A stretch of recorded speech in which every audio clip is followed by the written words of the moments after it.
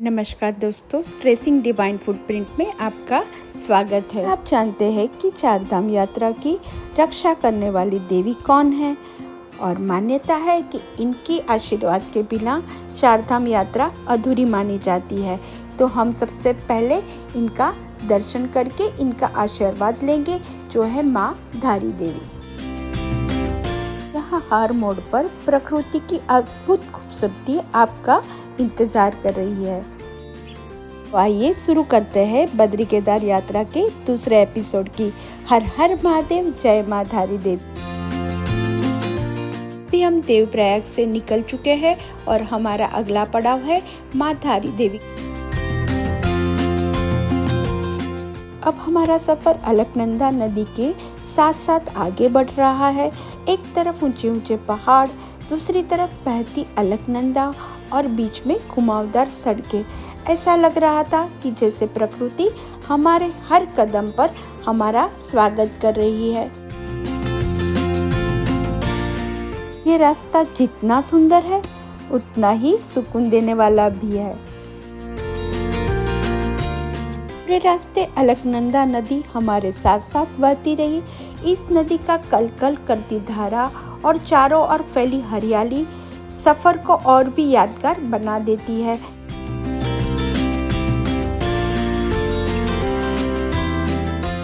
हम पहुंचने वाले थे श्रीनगर गढ़वाल। कई लोग ये पूछते हैं कि यह कश्मीर वाला श्रीनगर है। नहीं, ये उत्तराखंड का श्रीनगर गढ़वाल है, जो गढ़वाल क्षेत्र में एक बड़ा महत्वपूर्ण शहर माना जाता है। श्रीनगर में गढ़वाल विश्वविद्यालय स्थित है, इसलिए इसे शिक्षा का प्रमुख केंद्र भी कहा जाता है। रास्ते में आपको आर्मी कैंप और सरकारी संस्थान भी दिखाई देंगे। पहाड़ों के बीच बसा यह शहर उत्तराखंड के बड़े शहरों में गिना जाता है। और आप अगर बद्रीनाथ या केदारनाथ जा रहे हो तो आपको बीच में अगर स्टे करना है तो श्रीनगर में ठहरने की आपको बहुत ही अच्छी सुविधा यहाँ मिल जाए। यहाँ से बद्रीनाथ और केदारनाथ जाने वाली यात्रियों की आवाजाही बहुत ही रहती है, तो कभी कभी आप ये रास्ते से जाओगे तो आपको जाम भी मिल सकता है। हम जब बड़े बड़े शहरों से यात्रा करते हैं तो यहाँ पहाड़ों के शहर हमें बहुत शांत लगते हैं और पता नहीं इनके रास्ते हमें क्यों सुकून देने वाले लगते हैं।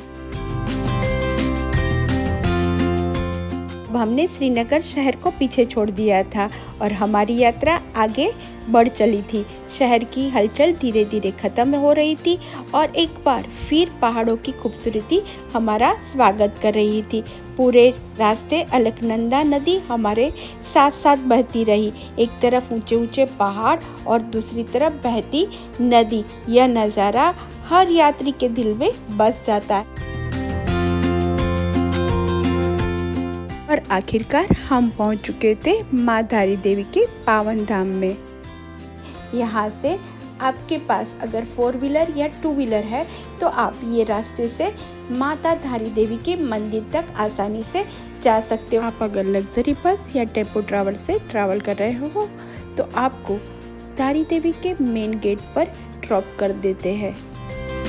अलकनंदा नदी के बीचों बीच स्थित यह मंदिर देखने में जितना सुंदर है उतना ही चमत्कारी भी माना जाता है। दूर से ही मंदिर के दर्शन होते हैं और मन श्रद्धा से भर जाता है। मान्यता है कि माँ धारी देवी देवी काली का ही स्वरूप है। कहा जाता है कि प्राचीन समय में माँ की मूर्ति अलकनंदा नदी में बहकर आई थी। गांव वालों को दिव्य संकेत मिला और उसी स्थान पर माँ की स्थापना की गई। चारधाम यात्रा पर निकलने वाले हजारों श्रद्धालु यहाँ आकर माँ का आशीर्वाद लेते।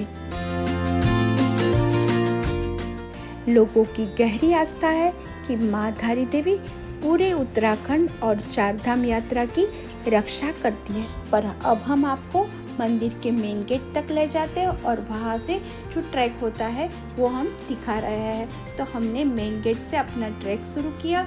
वहाँ से छोटा सा ट्रैक है, आपको नीचे चलकर आना है। बीच में आपको भैरव का मंदिर भी मिलेगा, तो हमने वहाँ के भी दर्शन किए।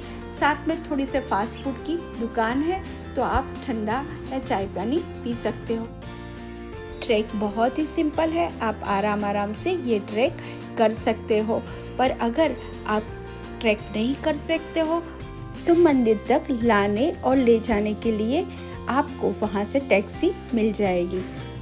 ट्रैकिंग के रोड पर आपको थोड़ी थोड़ी जगह पर प्रतीक्षालय या बैठने की व्यवस्था मिल जाएगी, जहां आप बैठ भी सकते हो और वहां के नज़ारे खड़े होकर अच्छे से देख सकते हो। हम भी थोड़ी देर वहां रुक गए और नज़ारों का आनंद लिया